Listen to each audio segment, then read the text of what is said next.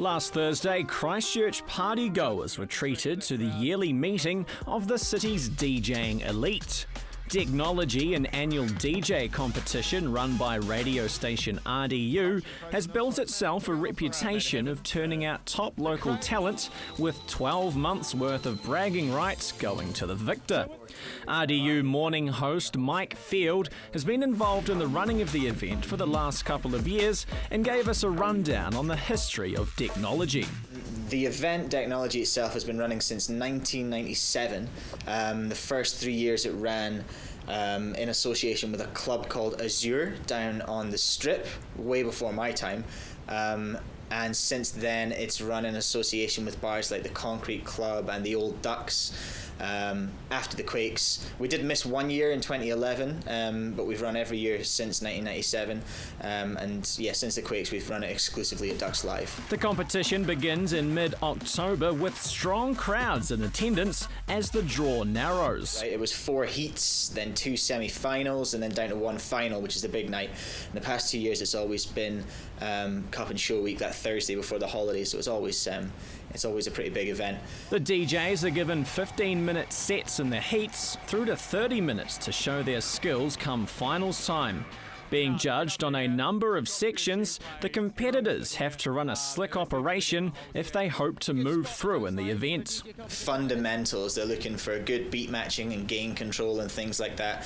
They're looking for crowd participation, they're looking for the DJ to be having a good time and for the crowd to be having a good time. They're looking for song selection and flow, and they're also looking for I hate referring to it, but they call it the X Factor. They're looking for something else, something that makes you, rise above. Only one man has his name on the title more than once. 2012 and 2013 champion Roos made it 3 in a row this year, beating off top competition from the other 5 finalists. His preparation for this year's event started right after his last success. For me, it's a year-long process. So I have a specific folder that all of my tunes go into that I've downloaded throughout the year.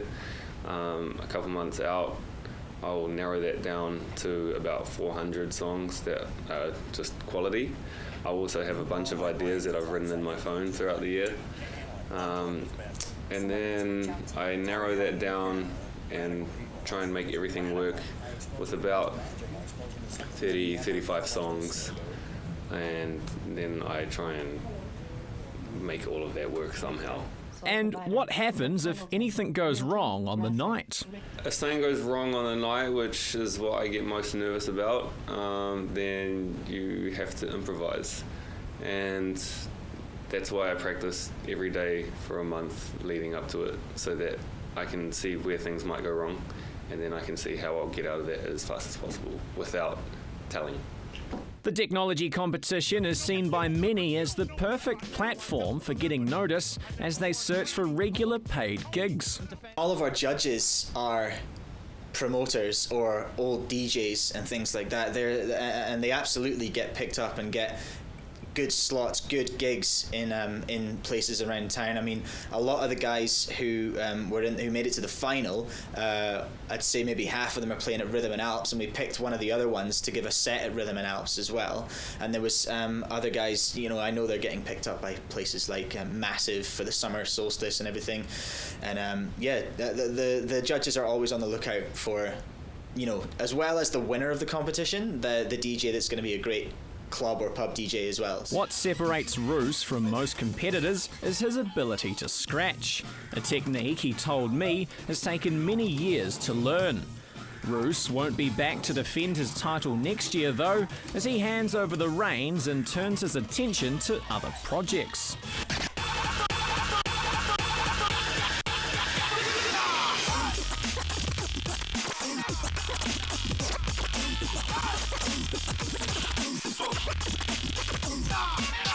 Gordon Findlater, CTV News.